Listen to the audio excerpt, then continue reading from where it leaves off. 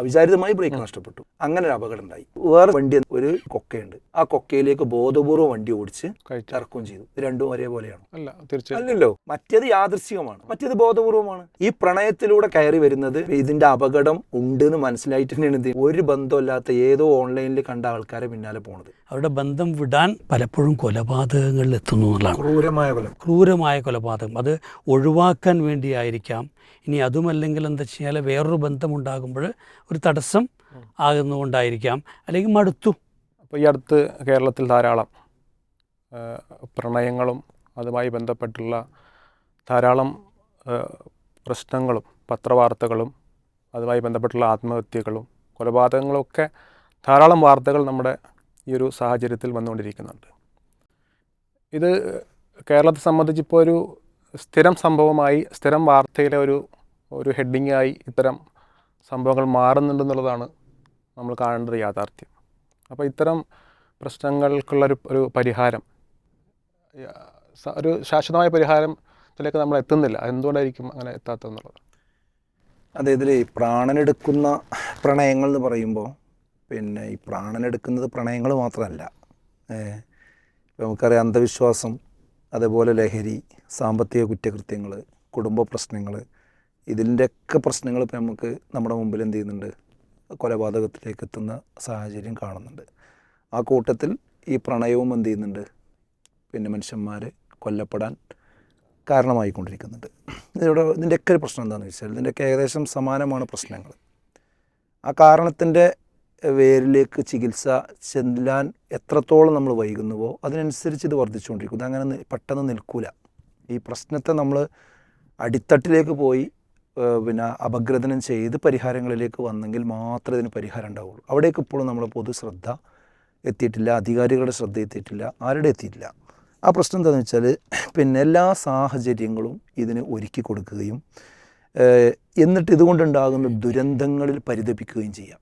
ഒരർത്ഥത്തിൽ പറഞ്ഞാൽ രണ്ടും വിറ്റ് കാശാക്കുകയാണ്, രണ്ടും തരാതരം ഉപയോഗിച്ച് അവനവൻ്റെ ഉദ്ദേശം നേടിപ്പോവുകയാണ്. പ്രശ്നം അവിടെ മൂലമൊക്കെ കിടക്കുകയാണ്. ഇപ്പോൾ മാധ്യമങ്ങളൊക്കെ ആണെങ്കിൽ തന്നെ ഇത്തരം സാഹചര്യങ്ങളെ പ്രൊമോട്ട് ചെയ്യുന്നതിൽ, അത് പ്രിൻ്റ് മാധ്യമങ്ങളാകട്ടെ, ദൃശ്യ ചാനലുകളാകട്ടെ, മറ്റു സാമൂഹ്യ മാധ്യമങ്ങളാകട്ടെ, അതിലൊക്കെ ഈ പ്രണയത്തിന് പരിസരമൊരുക്കി കൊടുക്കാൻ കൊണ്ടുപിടിച്ച ശ്രമങ്ങൾ അവർ നടത്തുന്നുണ്ട്. അതിലൂടെ അവർ കാശുണ്ടാക്കുന്നുണ്ട്, പരസ്യക്കാരതിലൂടെ പിന്നെ അവരുടെ കാര്യങ്ങൾ വിറ്റഴിക്കുന്നുണ്ട്, എല്ലാം ചെയ്യുന്നുണ്ട്.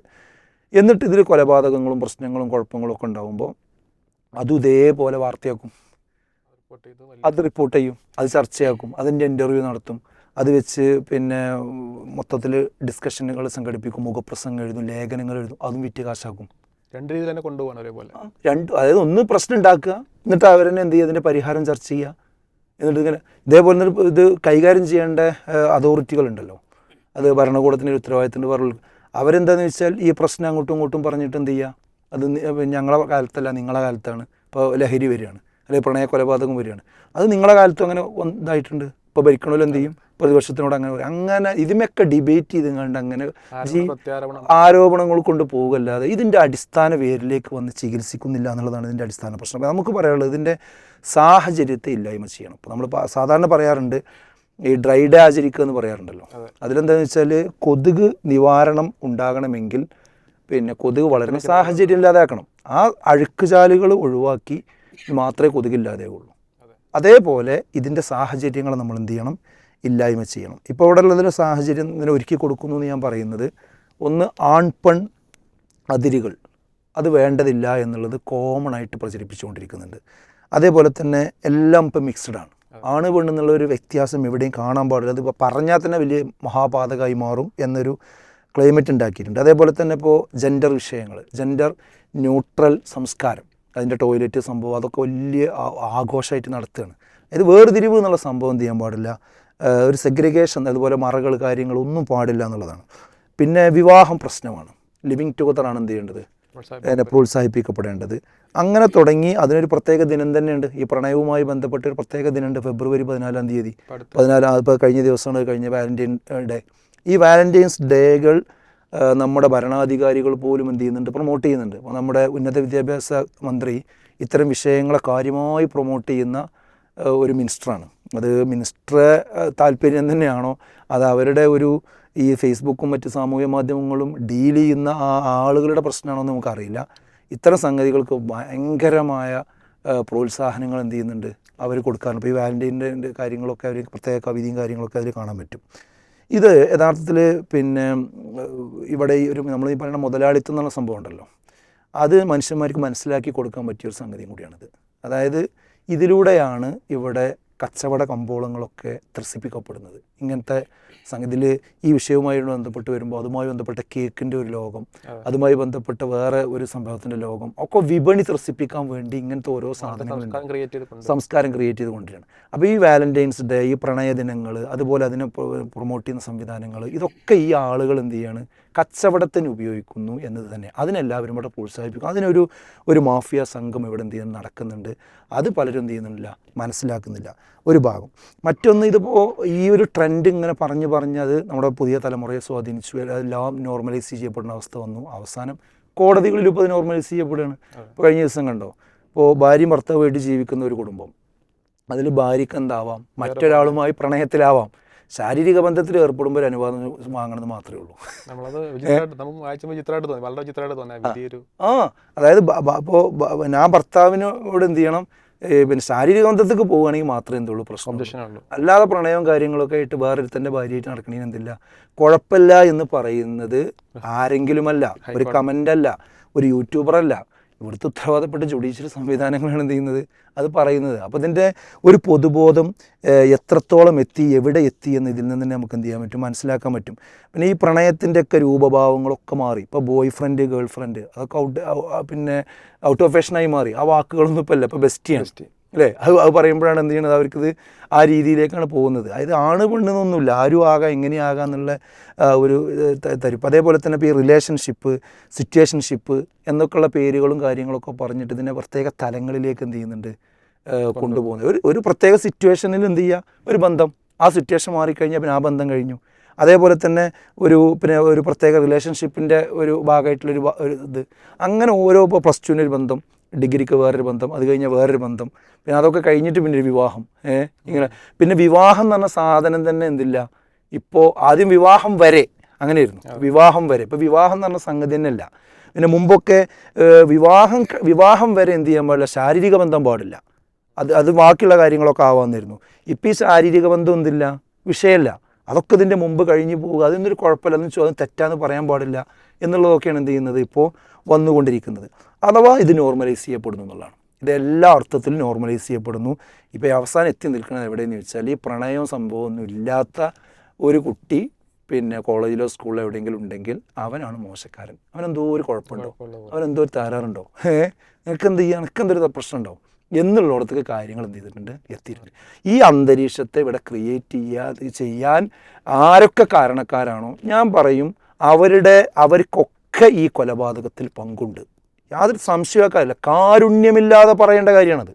ഇവർക്കൊക്കെ ഈ രക്തത്തിൽ ഈ രക്തം അവരുടെ കൈകളിലൊക്കെ ഉണ്ട്, യാതൊരു സംശയമല്ല. മാധ്യമങ്ങളുടെ കയ്യിലുണ്ട്, അധികാരികളുടെ കയ്യിലുണ്ട്.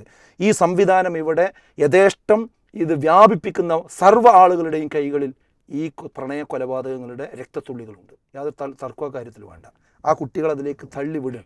അപ്പോൾ അപ്പോൾ ഇതിൻ്റെ പരിഹാരം, ഇതിൻ്റെ ദുരന്തങ്ങൾ എന്താണെന്ന് വെച്ചാൽ, പിന്നെ അവിവാഹിതർക്കിടയിൽ അബോർഷൻ വർദ്ധിക്കുന്നു. ഒരുപാട് ഡോക്ടേഴ്സ് അത് തുറന്ന് പറയാൻ തുടങ്ങിയിട്ടുണ്ട്. യൂട്യൂബിലൊക്കെ കാണാൻ പറ്റും.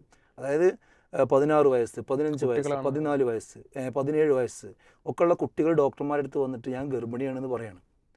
വല്ലാത്ത അന്തരീക്ഷമാണ്. ഒരു ഡോക്ടർമാർ നിവൃത്തിയില്ലാതെ പറയണത് ഇവർക്ക് സെമിനാർ വെക്കണം, ഇവർക്ക് ബോധവൽക്കരണ ക്ലാസ് കൊടുക്കണം എന്ന് പറയേണ്ടുന്നൊരു ഘട്ടത്തിലേക്ക് എന്ത് ചെയ്തിട്ടുണ്ട്, കാര്യങ്ങൾ വന്നിട്ടുണ്ട്. വേറൊന്ന് കണ്ടോ, കേരളത്തിലിപ്പോൾ ചെറിയ കുട്ടികൾ, നവജാത ശിശുക്കളെ ഒഴിവാക്കുന്നു, കുപ്പത്തൊട്ടിയിലേക്ക് എറിയുന്നു, അതേ റോഡ് സൈഡിലേക്ക് എറിയുന്നു.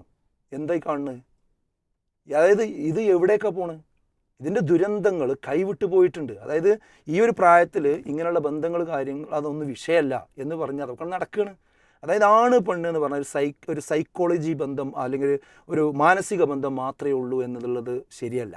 ആണും പെണ്ണും ആകുമ്പോൾ അതിൻ്റെ ബയോളജി സൈഡും കൂടി വർക്ക് ചെയ്യും. യാതൊരു തർക്കമോ കാര്യത്തിൽ വേണ്ട. ആ ബയോളജി സൈഡ് വർക്ക് ചെയ്യുകയും ചെയ്യും, അത് നടക്കേണ്ടത് നടക്കുകയും ചെയ്യും. അപ്പോൾ പിന്നെ അങ്ങനത്തെ പ്രശ്നങ്ങളിലേക്ക് എന്ത് ചെയ്യും, കാരണം ഇപ്പോൾ ഓർമ്മയല്ലേ, പിന്നെ എറണാകുളത്ത് 2 ദിവസം വെച്ചുകൊണ്ടാണ് സംഭവം നടന്നത്. ഒന്ന് ഒരു പിന്നെ ഒരു കുട്ടി പ്രസവിച്ചിട്ട് എന്ത് ചെയ്തു, കുട്ടിനെ ബാഗിലാക്കിയിട്ട് പുറത്തേക്ക് വലിച്ചെറിഞ്ഞു. അത് അവിഹിത പിന്നെ ബന്ധങ്ങളായിരുന്നു. അതേപോലെ തന്നെ മറ്റൊരു കുട്ടി ഹോസ്റ്റലിൽ കയറിയിട്ട് ബാത്റൂമിൽ കയറി പ്രസവിച്ചു. ഇതൊരു സംഭവം എന്നല്ല, എത്ര സംഭവങ്ങൾ അങ്ങനെ ഉണ്ട്. പിന്നെ ഉപേക്ഷിക്കുന്ന സംഭവങ്ങൾ എത്ര ഉണ്ട്. അപ്പോൾ ഇതൊക്കെ ഇതിൻ്റെ ദുരന്തങ്ങളാണ്. അപ്പോൾ ഇത് വളരെ ഗൗരവപൂർവ്വം പൊതുസമൂഹവും എല്ലാവരും ചർച്ച ചെയ്യേണ്ട വിഷയം. ഇതിന് പരിഹാരം എന്ന് പറയുന്നത് എന്താണെന്ന് വെച്ചാൽ, വിവാഹശേഷമാണ് യഥാർത്ഥത്തിൽ പ്രണയം ഉണ്ടാകേണ്ടത്. ഇന്ന് വിവാഹശേഷം പ്രണയമല്ല, അതിന് മുമ്പാണ് പ്രണയം. വിവാഹമായ പിന്നെ തല്ലും പിടിയും കച്ചറയാണ്. അതിന് മുമ്പാണ് എന്ത് ചെയ്യണത്, ഈ രീതിയിലാണ്. ശരിക്കും വിവാഹത്തിന് ശേഷം നല്ലൊരു കുടുംബിനികളായി കുടുംബനാഥന്മാരായി നല്ല നിലയ്ക്ക് ജീവിച്ചു പോകുന്ന വിവാഹം എന്നുള്ളത് വളരെ പ്രധാനപ്പെട്ട ഒരു കാര്യമാണ്. അന്യ സ്ത്രീ പുരുഷന്മാർ പരസ്പരം ഒറ്റപ്പെടുന്നൊരു സാഹചര്യം ഉണ്ടാകാൻ പാടില്ല. ഇങ്ങനത്തെ ചില ആണികളും കുറ്റികളും നമ്മൾ എന്ത് ചെയ്യേണ്ടത്, ഈ വിഷയത്തിൽ ഉറപ്പിച്ച് വെക്കേണ്ടതുണ്ട്. അതുപോലെ മിംഗ്ലിങ്ങിന് നിയന്ത്രണങ്ങൾ വെക്കണം. മനുഷ്യന്മാർ കണ്ണുകൾ താഴ്ത്തണം. ആണും പെണ്ണും അങ്ങോട്ടും ഇങ്ങോട്ടും അനാവശ്യമായി നോക്കിക്കൊണ്ടിരിക്കുക എന്നുള്ളത്, വായി നോക്കുക എന്ന് പറയില്ലേ, ആ സംഭവത്തിലേക്ക് പോയി കഴിഞ്ഞാൽ ഇതിലേക്കൊക്കെ എന്ത് ചെയ്യും, എത്തും. അപ്പോൾ ലൈംഗിക ബന്ധങ്ങൾ വിവാഹത്തിലൂടെ മാത്രം. ഈ ഒരൊറ്റ പോയിന്റിലേക്ക് കാര്യങ്ങൾ എന്ത് ചെയ്യണം, സെറ്റ് ചെയ്യണം. അതല്ലാത്ത ബന്ധങ്ങൾ എന്താണ്, പ്രശ്നങ്ങൾ ഉണ്ടാക്കും എന്ന് തന്നെ എന്ത് ചെയ്യേണ്ടതുണ്ട്, വരേണ്ടതുണ്ട്. ഈ പ്രണയത്തെ മഹത്വവൽക്കരിക്കുന്ന സംവിധാനങ്ങൾ അവസാനിപ്പിക്കണം. അത് വ്യക്തികളാണെങ്കിലും സിനിമകളാണെങ്കിലും സംവിധാനങ്ങളാണെങ്കിലും അതിനെങ്ങനെ മഹത്വവൽക്കരിച്ച് ആഘോഷിക്കുന്ന സംവിധാനം ഉണ്ടല്ലോ, അതിനെ അഡ്രസ്സ് ചെയ്താൽ മാത്രമേ എന്ത് ചെയ്യുള്ളൂ, ഈ പ്രശ്നങ്ങളിൽ നിന്ന് നമുക്ക് പരിഹാരം ഉണ്ടാവുകയുള്ളൂ. അപ്പോൾ ഞാൻ പറയുന്നത്, പ്രണയങ്ങളെ മഹത്വവൽക്കരിക്കുന്നത് നിർത്തിയിട്ട് വിവാഹത്തെ പ്രൊമോട്ട് ചെയ്യുക. വിവാഹത്തിൻ്റെ പരിശുദ്ധിയെക്കുറിച്ച് പുതിയ തലമുറയ്ക്ക് കാര്യങ്ങൾ പറഞ്ഞു. അപ്പോൾ അവർ ചോദിക്കുന്ന ഒരു ചോദ്യമുണ്ട്, നിങ്ങൾ ഈ പവിത്രമായ വിവാഹം എന്നൊക്കെ പറഞ്ഞ് വിവാഹത്തിലൂടെ കുടുംബജീവിതത്തിലേക്ക് എത്തി എത്ര കുടുംബങ്ങളിൽ പ്രശ്നം ഉണ്ടാകുന്നുണ്ട്, ഭാര്യ ഭർത്താവിന് കുഴപ്പമുണ്ടാക്കണില്ല എന്നൊക്കെ ഉണ്ട്. അതിൻ്റെ ശതമാനം വെച്ച് നോക്കുമ്പോൾ കുറവാണ്. ഇവിടെ മഹാഭൂരിപക്ഷ ആളുകളിലും വിവാഹത്തിലൂടെയാണ് കാര്യങ്ങൾ മുന്നോട്ട് പോകുന്നത്. അതിൽ ഈ കുറ്റകൃത്യങ്ങളുടെ എണ്ണം പരിശോധിച്ച് നോക്കിയാൽ കുറവാണ്. ഇതങ്ങനെയല്ല. ഇത് സംഭവിക്കുന്നതൊക്കെ പ്രശ്നങ്ങളിലേക്കാണ് എന്ത് ചെയ്യുന്നത്, എത്തുന്നത്. അതായത് ഇപ്പോൾ നമ്മൾ സാധാരണ പറയലുണ്ട്, ഒരു വണ്ടി ഓടിച്ചു പോകുമ്പോൾ ബ്രേക്ക് നഷ്ടപ്പെട്ടു, അവിചാരിതമായി ബ്രേക്ക് നഷ്ടപ്പെട്ടു, അല്ലെങ്കിൽ എന്തെങ്കിലും ഒരു പ്രശ്നം ഉണ്ടായി, അങ്ങനെ ഒരു അപകടം ഉണ്ടായി. വേറെ സംഭവം, പിന്നെ വണ്ടി എന്താണെന്ന് വെച്ചാൽ ഒരു വലിയ ചുരം, ആ ചുരത്തിൻ്റെ മുകളിൽ കൂടി പോകുമ്പോൾ അപ്പുറത്തൊരു കൊക്കയുണ്ട്, ആ കൊക്കയിലേക്ക് ബോധപൂർവ്വം വണ്ടി ഓടിച്ച് ഇറക്കുകയും ചെയ്തു. ഇത് രണ്ടും ഒരേപോലെയാണോ? അല്ല, തീർച്ചയായും അല്ലല്ലോ. മറ്റേത് യാദൃശ്ചികമാണ്, മറ്റേത് ബോധപൂർവമാണ്. ഈ പ്രണയത്തിലൂടെ കയറി വരുന്നത് ഇതിൻ്റെ അപകടം ഉണ്ട് എന്ന് മനസ്സിലായിട്ട് തന്നെയാണ് എന്ത് ചെയ്യുന്നത്, ഒരു ബന്ധമില്ലാത്ത ഏതോ ഓൺലൈനിൽ കണ്ട ആൾക്കാരെ പിന്നാലെ പോണത്. ഇപ്പോൾ ഈ അടുത്ത് ഒരു കുട്ടി കോടതിയിൽ വന്നിരുന്നല്ലോ, അവൾ പ്രണയിച്ച് പ്രശ്നമായി അവസാനം എടുത്ത് നോക്കുമ്പോൾ മോഷ്ടാവാണ്, പിന്നെ എല്ലാ സകല പ്രശ്നങ്ങളും എൻ്റെ അടുത്തുണ്ട്, അപ്പം ഇവളെ ഉപയോഗിച്ചിട്ടുണ്ട്, അവസാനം ഇവളെ വീട്ടുകാരപ്പം പോയി. ഇതുപോലെ സമാനമായ സംഭവങ്ങളുണ്ട്. അപ്പോൾ പ്രണയത്തിൻ്റെ കൂടെ ഈ വിഷയത്തിലേക്ക് എത്തുക എന്നുള്ളത് ബോധപൂർവ്വം കൊക്കയിലേക്ക് ചാടലാണ്. എന്നാൽ പിന്നെ കുടുംബജീവിതത്തിൽ പ്രശ്നങ്ങൾ ഉണ്ടാകുന്നു എന്നത് അവിചാരിതമായി ഉണ്ടാകുന്ന വിഷയങ്ങളാണ്. അതിനെ രണ്ട് രീതിയിലും സമീകരിച്ചുകൊണ്ട് സംസാരിക്കാൻ പാടില്ല. എന്നാൽ കുടുംബജീവിതത്തിൽ മുൻപ് അപേക്ഷിച്ച് പ്രശ്നങ്ങളുണ്ട്. അത് ഈ പ്രണയത്തിൻ്റെ പരിക്കുകളോടുകൂടി കടന്നു വന്ന കുടുംബങ്ങൾ കൂടി അതിന് കാരണമാണ്. അത് ശരിയായ രീതിയിൽ അതുവരെ ഒരു ചിട്ടകളും കാര്യങ്ങളും പാലിച്ചുകൊണ്ട് വന്ന ഒരാളുകളാണെന്നുണ്ടെങ്കിൽ ആ കുടുംബ ബന്ധങ്ങൾ വളരെ ശാന്തമായിട്ട് മുന്നോട്ട് പോകുന്നുണ്ട്. പിന്നെ മാനസികമായ പ്രശ്നങ്ങളുണ്ടാവും. അവിടെ നമ്മൾ എന്ത് വെച്ചാൽ വിവാഹ ജീവിതത്തിലേക്ക് പ്രവേശിച്ച ആളുകൾ കുറച്ചുകൂടെ ഒരു മാതൃകാപരമായി ജീവിക്കാനും ഈ ഒരു പുതിയ സൊസൈറ്റിയെ മുന്നിൽ കണ്ടുകൊണ്ട് ഒരു മാതൃക കാണിച്ചു കൊടുക്കാനും എന്ത് ചെയ്യേണ്ടതുണ്ട്, കുടുംബ ജീവിതത്തിലുള്ള ആളുകൾ പ്രത്യേകം ശ്രദ്ധിക്കേണ്ടതുണ്ട് എന്നതുകൂടിയാണ് എനിക്ക് തോന്നുന്നത്. തീർച്ചയായും ഇത്തരം വിഷയങ്ങൾ നമ്മുടെ മുമ്പിൽ വരുമ്പോൾ സാധാരണ ഇപ്പോൾ അസറൊക്കെ സൂചിപ്പിച്ച പോലെ പിന്നെ പ്രശ്നങ്ങൾ ഇങ്ങനെ അവതരിപ്പിക്കുന്നു, അതിൻ്റെ അപ്പുറത്ത് ഇത്തരം പിന്നെ ബന്ധങ്ങൾക്കും സാഹചര്യങ്ങൾക്കുമുള്ള എല്ലാവിധ പിന്നെ പരിസരങ്ങളും ഉണ്ടാക്കി കൊടുക്കുന്ന ഒരു സാഹചര്യം നമ്മുടെ സമൂഹത്തിലുണ്ട്. അത് തീർച്ചയായും ഇല്ലാതാക്കണം എന്നുള്ളതാണ് നമ്മൾ പറഞ്ഞതിൻ്റെ ചുരുക്കം. അപ്പോൾ ഇവിടെ ഇത്തരം പിന്നെ സംഭവങ്ങൾ ആവർത്തിക്കപ്പെടുന്നതിൻ്റെ പിന്നിൽ കേരളത്തിൻ്റെ സാമൂഹ്യ മനഃശാസ്ത്രത്തിൽ വളരെ വലിയൊരു മാറ്റം ഈ വിഷയത്തിൽ വന്നിട്ടുണ്ട്. ആ ഒരു മാറ്റത്തെപ്പറ്റി നമുക്ക് എന്താണ് സൂചിപ്പിക്കുക? ഈ ഒരേ ചാനലിൽ ഒരേ റിപ്പോർട്ടർ 2 വാർത്തകൾ റിപ്പോർട്ട് ചെയ്തത് ഞാൻ ശ്രദ്ധിച്ചു. ഒന്ന്, മലപ്പുറം ജില്ലയിലെ ഒരു നിക്കാഹ് കഴിഞ്ഞ ഒരു പെൺകുട്ടി ആത്മഹത്യ ചെയ്യുന്നു, അതിൻ്റെ തൊട്ട് പുറകെ പഴയ കാമുകനും ആത്മഹത്യ ചെയ്യുന്നു.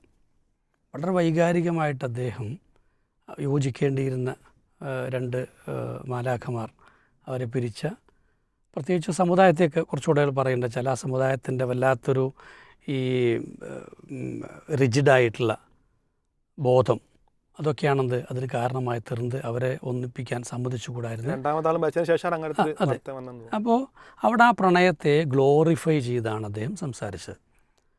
രണ്ടാമത്തൊരു വാർത്ത എന്ന് വെച്ചാൽ തൃശ്ശൂർ പോലീസ് സ്റ്റേഷനിൽ, തൃശ്ശൂർ ജില്ലയിലാണ് പോലീസ് സ്റ്റേഷനിൽ പിന്നെ 2 മക്കളുള്ള ഒരു സ്ത്രീയെ ഹാജരാക്കി. വെച്ചാൽ അവർ തൻ്റെ കാമുകൻ്റെ കൂടെ ഒളിച്ചോടിപ്പോയി. അങ്ങനെ പിടിച്ചുകൊടുന്ന് പോലീസ് ഹാജരാക്കി. അങ്ങനെ ഹാജരാക്കി കഴിഞ്ഞപ്പോൾ അവരോട് ചോദിച്ചു, ഇങ്ങനെ ആരുടെ കൂടെ പോകേണ്ടത് വെച്ചാൽ എനിക്ക് കാമുകൻ്റെ കൂടെ പോയാൽ മതി എന്ന് പറഞ്ഞു. അപ്പോൾ അവിടെ ഇദ്ദേഹം ധാർമ്മിക രോഷത്തോടെയാണ് സംസാരിക്കുന്നത്. ഒരു അമ്മയായിട്ടുള്ള 2 കുട്ടികളുടെ അമ്മയായ ഒരു സ്ത്രീക്ക് ഇത്ര മനസാക്ഷിക്കുത്തില്ലാതെ ഈ പ്രണയത്തിന് വേണ്ടി അല്ലെങ്കിൽ തൻ്റെ കാമുകനോടൊപ്പം പോകണം എന്ന് പറയാൻ എങ്ങനെയാണ് കഴിയുന്നത് എന്നാണ്. അപ്പോൾ ഇവിടെ ഇത് രണ്ടും തുല്യമാണെന്ന് ഞാൻ പറയുന്നില്ല, പക്ഷെ രണ്ടിലും ചില അടിസ്ഥാനങ്ങളുണ്ടല്ലോ. ഈ ഒന്നാമത്തേതിനകത്ത് അതുവരെ വളർത്തിക്കൊണ്ടുപോകുന്ന കുടുംബം, മാതാപിതാക്കൾ ഇതിനെല്ലാം എതിർത്തുകൊണ്ട് പോകാമെന്നും അല്ലെങ്കിൽ അത് അനുവദിക്കണമെന്നും, സ്വാഭാവികമായും ഒരു വീട്ടുകാർ ഒരു വിവാഹ ബന്ധത്തിലേക്ക് ഒരു റിലേഷൻഷിപ്പ് പോകേണ്ടി വരുമ്പോൾ എന്ത് ചെയ്യും, കുറച്ചുകൂടെ ഗാഢമായിട്ട് അന്വേഷിക്കും. ഒരു പക്ഷേ ആ അന്വേഷണത്തിൽ അവർക്ക് സ്വീകാര്യമല്ലാതെ ആവുന്നതുകൊണ്ടായിരിക്കാം ഇതിന് അത്രയും എതിർത്ത് തീർണ്ടാവുക. അപ്പോൾ ആ ഒരു വശത്തെ പരിഗണിക്കാതിരിക്കുകയും, രണ്ടാമത്തും പ്രണയം തന്നെയല്ലേ, അവിടെ ആ സ്ത്രീയെ സംബന്ധിച്ചോളം അവരുടെ പ്രണയ സാഫല്യത്തിന് വേണ്ടിയിട്ട് ശ്രമിച്ചു ഇതേ ഉള്ളൂ. അപ്പോൾ ഇവിടെ ഇത്തരം ഗ്ലോറിഫിക്കേഷൻസ് എന്നത് യഥാർത്ഥത്തിൽ പുതിയതൊന്നുമല്ല. അപ്പം നമുക്കറിയാം, ഈ ലൈല മജ്നുവിൻ്റെ കഥ എടുത്തു കഴിഞ്ഞാലും ചെമ്മീൻ്റെ കഥ എടുത്തു കഴിഞ്ഞാലും അന്നാക്കരേൻ്റെ എടുത്താലൊക്കെ ഇതിലൊക്കെ എന്ത് തന്നെയാണ് ഈ പറയുന്ന രൂപത്തിലുള്ള ഈ വിവാഹേതര പ്രണയബന്ധത്തെ തന്നെയാണ് ഗ്ലോറിഫൈ ചെയ്യുന്നത്. പക്ഷെ അന്നെന്താ വെച്ചാൽ അതൊരു സാഹിത്യ ലോകത്ത് മാത്രം നിലനിന്നിരുന്ന ഒരാശയമായിരുന്നെങ്കിൽ ഇന്നത് സമൂഹത്തിൻ്റെ മനസ്സാക്ഷിയുടെ ഭാഗമായി മാറി എന്നുള്ളതാണ്. അല്ലെങ്കിൽ അങ്ങനെ തന്നെയാണ് സമൂഹം പോലും ചിന്തിക്കുന്നതെന്നുള്ളതാണ്. അതുകൊണ്ട് തന്നെ വെച്ചാൽ നമ്മൾ ഈ ബന്ധങ്ങളുടെയൊക്കെ ഒരു അതിർവരമ്പുകളെ നിശ്ചയിക്കുന്നത് എന്താണെന്നുള്ളൊരു ചോദ്യമുണ്ട്. പണ്ടൊക്കെ നമ്മൾ പലപ്പോഴും എന്താ വെച്ച് കഴിഞ്ഞാൽ ഒരു ധാർമ്മിക പരിസരത്ത് നിന്നുകൊണ്ടോ അല്ലെങ്കിൽ ഒരു സദാചാരത്തിൻ്റെ പരിസരത്ത് നിന്നുകൊണ്ടോ അതുമല്ലെങ്കിൽ ഒരു സംസ്കാരത്തിൻ്റെ പരിസരത്തിൽ നിന്നുകൊണ്ടോ അതുമല്ലെങ്കിൽ ഒരു പാരമ്പര്യത്തിൻ്റെ പരിസരത്തു നിന്നൊക്കെയാണ് ഈ വിഷയങ്ങൾ ചർച്ച ചെയ്തത്. ഇന്നിപ്പോൾ ഈ പരിസരത്തൊന്നും ചർച്ച ചെയ്യാൻ പറ്റില്ല. കാരണം എന്താ വെച്ചാൽ ഒന്നുകിൽ പറയും അതിന് നിയമം അനുകൂലമാണ്, അതിൻ്റെ കുറച്ചുകൂടെ താഴ്ചൽ അത് ഓരോ റൈറ്റ്സ് ഉണ്ട്, നമ്മുടെ റൈറ്റ്സിന് അംഗീകരിക്കുന്ന കാര്യമാണ്. ഇനി അവിടെ എത്തൂല വെച്ചാൽ അതൊരു വ്യക്തിയുടെ സ്വാതന്ത്ര്യത്തിൻ്റെ ഭാഗമാണ്. അപ്പോൾ ഇങ്ങനെ പറയുന്നതിലൂടെ ഈ വിഷയത്തെ ഏതാണ്ട് എല്ലാ ബന്ധങ്ങളെയും സ്വീകാര്യമാക്കി മാറ്റുകയാണ് ചെയ്യുന്നത്. ഇതിലേതെങ്കിലും ഒന്നിലെന്ത് ചെയ്യും, ഏത് ബന്ധവും വരും. അപ്പോൾ അതിലൂടെ ഒരർത്ഥത്തിൽ എന്താ വെച്ചാൽ നേരത്തെ പറഞ്ഞൊരു നോർമലൈസേഷൻ ഇതിൻ്റെ ഗൗരവത്തെ ഇല്ലാതെയാക്കി കൊണ്ടുവരികയും അത് സമൂഹത്തിൻ്റെ ഒരു പൊതു മനഃശാസ്ത്രമായിട്ട് മാറുകയും ചെയ്തിട്ടുണ്ട്. പിന്നെ 2 നേരത്തെ പറഞ്ഞ പോലെ കോടതികൾ ഈ അടുത്ത കാലത്ത് നടത്തിയിട്ടുള്ള കുറേ വിധി പ്രസ്താവങ്ങൾ അത് നമ്മൾക്ക് അത്ഭുതം തോന്നുന്നതാണ്. ഇപ്പോൾ ഈ പറഞ്ഞ അഷ്റഫ്ക്ക് പറഞ്ഞ ആ വിധി അതിൻ്റെ തന്നെ അനുബന്ധമായി വന്നൊരു വിധിയുണ്ട്. എന്താ വെച്ചാൽ ഒരു സ്ത്രീ വിവാഹിതയാണ്, ആ വിവാഹിതയായ സമയത്ത് അവർക്ക് വേറൊരു പുരുഷനുമായിട്ട് പ്രണയബന്ധമുണ്ട്. പ്രണയബന്ധം അതെന്തോ ആവാം, എന്തായാലും ഒരു കുട്ടി ഉണ്ടാവുന്നു. അങ്ങനെ ഒരു കുട്ടി ഉണ്ടായാൽ പോലും അതിനെ ഭർത്താവിൻ്റെ കുട്ടിയായിട്ടേ കണക്കാക്കാൻ പാടുള്ളൂ എന്നാണ്. അവിടെ എന്ത് ചെയ്യാൻ പറ്റില്ല, DNA ടെസ്റ്റ് നടത്തുന്നോ ഒന്നും ബാധിക്കാൻ പറ്റില്ല. അപ്പോൾ ആ ഒരു റൈറ്റിന് നമ്മൾ സാമാന്യേന ഒരു വിവാഹം എന്നല്ല ഏത് മനുഷ്യബന്ധത്തിൻ്റെയും അടിസ്ഥാനമാണ് ഒരു ട്രസ്റ്റിഷിപ്പ് എന്ന് പറയുന്നത്. ആ ട്രസ്റ്റിഷിപ്പിന് ഇതിലൊരു പ്രാധാന്യമില്ല എന്ന രൂപത്തിലാണ് കോടതി വരെ എന്തിൻ്റെ വ്യാഖ്യാനിച്ചിരുന്നത്. ഇനി വേറൊരു വശത്തൊരു രസം ചിലപ്പോൾ ഇപ്പോൾ ഈ കഴിഞ്ഞ ദിവസം ഡൽഹി ഹൈക്കോർട്ടിൽ ഉള്ള അമിത് മഹാജൻ എന്ന് പറയുന്ന നേതൃത്വ വിധി വന്നു. എന്നുവെച്ചാൽ 24 വിധി വരുന്നത്. എന്താ വെച്ചാൽ ഒരു പുരുഷനും സ്ത്രീയും തമ്മിൽ പ്രണയബന്ധത്തിലായി, അതിൽ നിന്ന് സ്ത്രീ പിന്മാറി. അങ്ങനെ പുരുഷൻ ആത്മഹത്യ ചെയ്താൽ അതിന് സ്ത്രീ എന്തല്ല, കുറ്റക്കാരിയല്ല. കാരണം അതൊരു വീക്കായ ഒരു പേഴ്സണാലിറ്റിയാണ് അദ്ദേഹം എന്നുള്ളത്. അത് തിരിച്ചാലോചിച്ച് നോക്കൂ, ഇത് ഒരു സ്ത്രീയുടെ കേസിലാണെങ്കിൽ ഉടനെ ഇതെങ്ങനെയായിരിക്കും വരിക, അത് വിവാഹ വാഗ്ദാനം ചെയ്തിരുന്നു, അങ്ങനെ എന്ത് ചെയ്തു, ചിലപ്പോൾ പീഡിപ്പിച്ചു എന്ന് പറയും, അല്ലെങ്കിൽ ഇല്ല എന്ന് പറയും. പിന്നീട് എന്ത് ചെയ്തു, പുരുഷൻ സ്ത്രീധനം കെട്ടാൻ വേണ്ടി പിൻവാങ്ങി. അപ്പോൾ ഇവിടെ ഒരു ബയസ്, ഒരു ബയസ് ഇവിടെ ആവശ്യമില്ലാതെ വർക്ക് ചെയ്യുകയും അതും സ്ത്രീക്കൊരു ട്രാപ്പാണെന്ന് ഞാൻ പറയുന്നത്. അതെ. സ്ത്രീ കരുതുന്നത് എനിക്ക് അങ്ങനെ ഒരു സംരക്ഷണമുണ്ട് എന്ന് സ്വയം വിശ്വസിക്കുകയും ചെയ്യാനുള്ളൊരു അപ്പോൾ അതിനകത്തേക്ക് അവർ പ്രലോഭിപ്പിക്കപ്പെടുന്ന അല്ലെങ്കിൽ ആ ഒരു സംരക്ഷണത്തിൻ്റെ ഒരു സാധ്യത ഉപയോഗിച്ചുകൊണ്ട് അവരെന്ത് ചെയ്യുന്നു, പിന്നീട് കേസൊക്കെ ആയിട്ട് എന്ത് ചെയ്യും, പോകാമെന്നുള്ള ധൈര്യം ഉണ്ടാക്കുകയും ചെയ്ത്. അപ്പോൾ സമൂഹത്തിൻ്റെ ഒരു പൊതു മനഃശാസ്ത്രത്തിലേക്ക് ഇത്തരത്തിലുള്ള അപകടകരമായിട്ടുള്ള ആശയങ്ങളെ കൊണ്ടുവരികയും ചെയ്ത്. ശരിക്കും പറഞ്ഞു വെച്ചാൽ കേരളത്തിലെ ഈ ആത്മഹത്യകളുടെ മുഖ്യ കോസം എന്തല്ല, പ്രണയമൊന്നുമല്ല. ചിലർ അപകടം കാണുന്ന വെച്ചാൽ കൂടുതൽ ആത്മഹത്യ ചെയ്യുന്ന ആണുങ്ങളാണ്, പെണ്ണുങ്ങളെക്കാൾ കൂടുതൽ. ഇവിടെ നമുക്കറിയാം ഇന്നത്തെ കാലത്ത് പ്രണയബന്ധങ്ങൾ കുറേയൊക്കെ പ്രായോഗികമാണ്. ഇനിയിപ്പോൾ പോയ വന്തിയിട്ട് പോട്ടെ, ഇനിയിപ്പോൾ ഗർഭിണിയായി പറഞ്ഞ പോലെ എന്ത് ചെയ്താൽ മതി, ഒന്ന് അലസിപ്പിച്ച് കളഞ്ഞാൽ മതി, അത് പണ്ട് മാധവിക്കുട്ടി പറഞ്ഞ പോലെ തുടച്ച് കളഞ്ഞാൽ പോകുന്നതല്ലേ ഉള്ളൂ എന്ന രൂപത്തിലുള്ള ചിന്തയൊക്കെ കുറേ പേർക്കുണ്ട്. പക്ഷേ അതിനേക്കാൾ വലിയ അപകടമുണ്ടാവുന്നത് നേരത്തെ ഈ ടൈറ്റിൽ നമ്മൾ പറയുന്ന സംഭവമുണ്ട്, ഇത് ദുരന്തമായി കലാശിക്കുന്നത് പലപ്പോഴും കൊലപാതകങ്ങളിൽ എത്തുന്നു എന്നുള്ളതാണ്. ക്രൂരമായ കൊലപാതകം. അത് ഒഴിവാക്കാൻ വേണ്ടിയായിരിക്കാം. ഇനി അതുമല്ലെങ്കിൽ എന്താ വെച്ചാൽ വേറൊരു ബന്ധമുണ്ടാകുമ്പോൾ ഒരു തടസ്സം ആകുന്നതുകൊണ്ടായിരിക്കാം, അല്ലെങ്കിൽ മടുത്തു, ഒരു വ്യക്തി വിടാൻ സമ്മതിക്കൂല. ഇപ്പം എന്താ ഈ ഗ്രീഷ്മയുടെ കേസിൽ നമ്മുടെ എഴുത്തുകാരി അതുകൊണ്ട് എന്താ പറയുന്നത്, ഒരു സ്ത്രീക്ക് അവരുടെ ബന്ധം വിടാൻ തോന്നുന്ന സമയത്ത് വിടാനുള്ള സ്വാതന്ത്ര്യം എന്ത് ചെയ്യണം, കൊടുക്കണം. അല്ലെങ്കിൽ എന്ത് ചെയ്യും, ചിലപ്പോൾ ഇങ്ങനെ കഷായമൊക്കെ ചിലപ്പോൾ കൊടുത്തേക്കുന്നുള്ളതാണ്. അപ്പോൾ ഇത് പൊതുവിൽ പറഞ്ഞു കഴിഞ്ഞാൽ എപ്പോൾ വേണമെങ്കിലും ബന്ധപ്പെടാനും എപ്പോൾ വേണമെങ്കിലും പിരിയാനും ഒക്കെയുള്ള സ്വാതന്ത്ര്യമുള്ളൊരു സാധനം മാത്രമാക്കി ഒരു ഭാഗത്ത് ഇതിനെ നീക്കുകയും, എന്നാൽ ഇത് ആ രീതിയിൽ ഉൾക്കൊള്ളാൻ പറ്റാത്ത, വൈകാരികമായി തന്നെ ഇതിനെ ഉൾക്കൊള്ളുന്ന ഒരു വിഭാഗം മറ്റൊരു ഭാഗത്തുണ്ടാവും. മനുഷ്യൻ്റെ ഒരു അടിസ്ഥാന സ്വഭാവം എന്താണ്, പ്രണയം എന്ന് പറഞ്ഞാൽ അത് ഏറ്റവും ഗാഢമായിട്ടുള്ള ഒരു വികാരം തന്നെയാണ്. സ്വാഭാവികമായും അതിൻ്റെ ഒരു ത്രില്ല് കഴിഞ്ഞ് പിന്നെ അതിന് രക്ഷപ്പെടാൻ പറ്റാത്ത വിധത്തിലുള്ള ഒരവസ്ഥയിലേക്ക് പോവുകയാണ് ചെയ്യുന്നത്. അപ്പോൾ ഇവിടെ എന്തായാലും ഈ പലപ്പോഴും പറയുന്നത് വെച്ചാൽ ഈ ഇന്നത്തെ കുടുംബ ബന്ധങ്ങളിലുള്ള അസ്വസ്ഥതകളൊക്കെയാണ് ഇതിന് ഈ വിവാഹേതര ബന്ധങ്ങളിലേക്ക് പോകുന്നതൊക്കെയാണ്. അതൊന്നും ശരിക്കും പറഞ്ഞാൽ ശരിയല്ല. കാരണം പണ്ട് കാലത്ത് ഒന്നുണ്ട് അസ്വസ്ഥതകളുണ്ട്. പണ്ടൊക്കെ ഭർത്താവൻ പറയുന്നത് കേട്ട് അതേപോലെ നിൽക്കുന്ന ഭാര്യമാരായിരുന്നില്ലേ, എന്നാൽ അവരിത് ഒളിച്ചോടി പോയിരുന്നു ഇല്ലല്ലോ. അപ്പോൾ ഫലത്തിൽ ഇന്ന് ഈ പറഞ്ഞൊരു സാമൂഹിക മനഃശാസ്ത്രം ഉണ്ടാക്കിയെടുത്തിട്ടുണ്ട്. അങ്ങനെയൊക്കെയാണെങ്കിൽ എന്ത് ചെയ്യാം, നമുക്കൊരു ബന്ധമാകാം, അല്ലെങ്കിൽ അങ്ങനെയൊക്കെയാണെങ്കിൽ അന്ന് പുറത്ത് കിടക്കാൻ ശ്രമിക്കാം.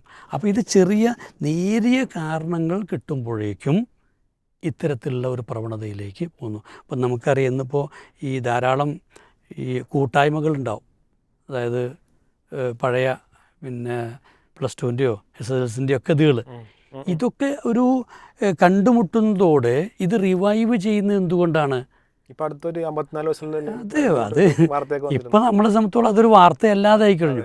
അപ്പോൾ ഇതൊക്കെ ഈ അത്തരത്തിൽ വളരെ പെട്ടെന്ന് തന്നെ ഇത്തരത്തിലൊരു വൈകാരികമായ ഒരു ഉത്തേജനം ലഭിക്കാനുള്ള കാരണം അത് സമൂഹത്തിൽ മെല്ലെ മെല്ലെ അക്സെപ്റ്റഡ് ആയിക്കൊണ്ടിരിക്കുന്നു എന്നുള്ളത് തന്നെയാണ്. അപ്പോൾ ഈ പൊതു മനഃശാസ്ത്രത്തെ ഉണ്ടാക്കിയെടുക്കുന്നതിൽ എന്തായാലും ഇവിടുത്തെ മീഡിയ തന്നെയാണ് ഏറ്റവും കൂടുതൽ വർക്ക് ചെയ്യുന്നത്.